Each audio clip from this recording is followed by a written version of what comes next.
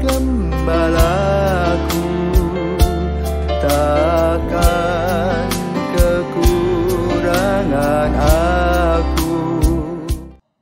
Saudara-saudari yang terkasih, selamat pagi. Salam jumpa lagi dalam Sabda Siap Saji Sabtu 4 Maret 2023, hari biasa pekan pertama Prapaskah. Marilah kita berdoa dalam nama Bapa, Putra, dan Roh Kudus. Amin.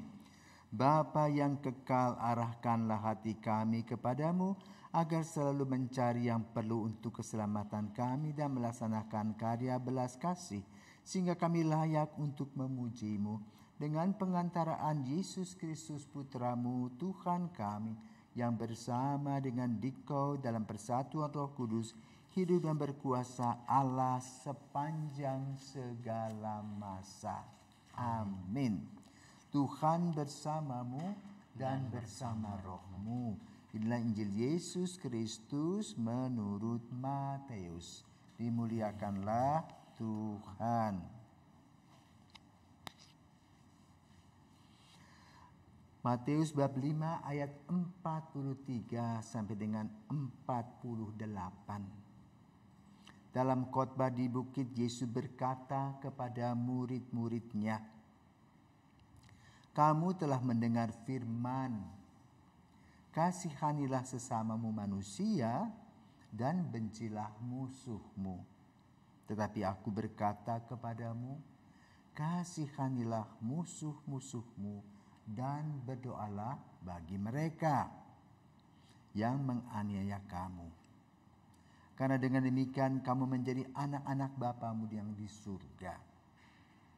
Sebab ia membuat mataharinya terbit bagi orang yang jahat dan bagi orang yang baik. Hujan pun diturunkannya bagi orang yang benar dan juga orang yang tidak benar. Apabila kamu mengasihi orang yang mengasihi kamu, apakah upahmu? Bukankah pemungut cukai juga berbuat demikian? Dan apabila kamu hanya memberi salam kepada saudara-saudaramu saja, apakah lebihnya daripada perbuatan orang lain? Bukankah orang yang tidak mengenal Allah pun berbuat demikian? Karena itu haruslah kamu sempurna sebagaimana Bapamu yang di surga sempurna adanya." Demikianlah sabda Tuhan. Terpujilah Kristus. Selamat pagi Romo. Selamat pagi Tian.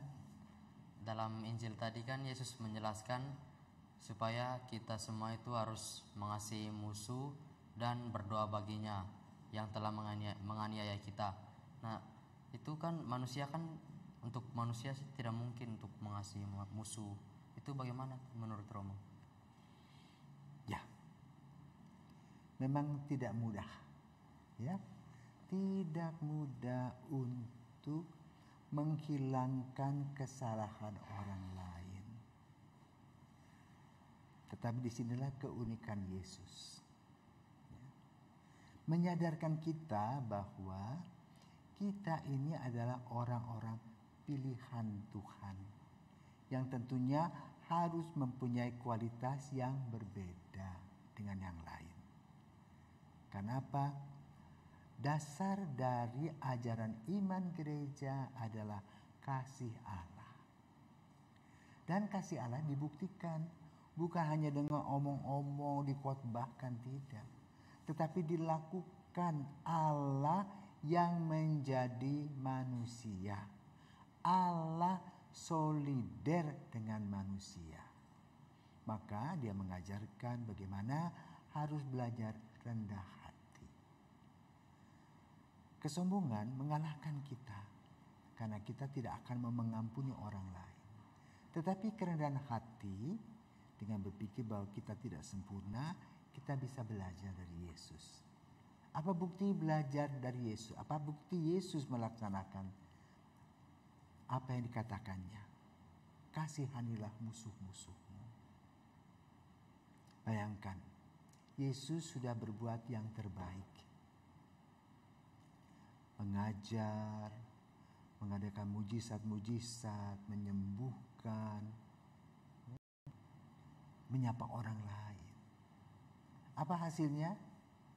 Dia harus memikul salib, kemudian dia disalibkan. Pada saat pengadilan itu terjadi, Yesus tidak protes. Kenapa?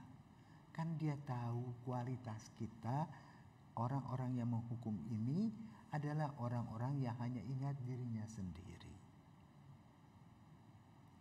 Maka kemudian ketika dia disalibkan pun, dia berkata kepada Ibu Maria dan Yohanes, "Ibu, lihat anakmu, anak, lihat ibumu." Ini bukan pelajaran. Bahkan ketika seorang yang ada di sebelah kirinya mencaci maki dia, "Kalau kau anak Allah, ayo bebaskan aku dan kau." Tapi yang sebelah kanan katakan, kita ini orang yang sudah bersalah.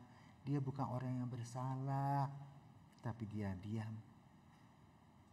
Yesus, terimalah dan bawalah aku, bila engkau sudah sampai di surga. Yesus berkata apa? Hari ini juga engkau akan bersama-sama dengan aku. Sesudah dialog itu terjadi, Yesus meninggal. Tetapi yang unik dari wafatnya Yesus adalah ketika mereka mau mematahkan kaki Yesus, Yesus sudah wafat.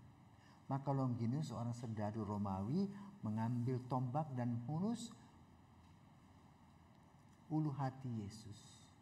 Dan keluarlah air, muncrat airnya itu dan kena matanya yang setengah buta. Lalu dia bisa melihat. Maka dia mengatakan apa? Benar, dia itu anak Allah.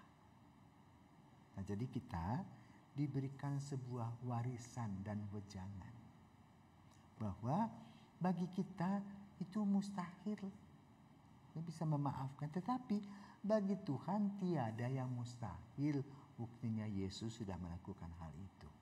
Maka kita perlu belajar. Nah, bagaimana caranya belajar? Sekarang pada musim puasa kita ini, kita belajar mengekang diri, mengekang lidah kita, mengekang otak kita yang ngeres, membuat juga perilaku-perilaku yang kurang terpuji ditinggalkan, dan belajar untuk rendah hati. Dengan belajar memaafkan dari hal-hal kecil bisa menjadi pemaaf. Kenapa? Memaafkan itu membebaskan. Bila kita ingin dilepaskan dari belenggu kegelapan itu, maka kita perlu belajar dari Yesus, yaitu melepaskan, membebaskan diri. Dengan cara mengasihani musuh-musuh dengan pikiran apa? Wah, mereka tidak paham apa yang mereka telah lakukan. Mari kita belajar dan semoga kita lulus ujian dalam kehidupan ini. Selamat pagi.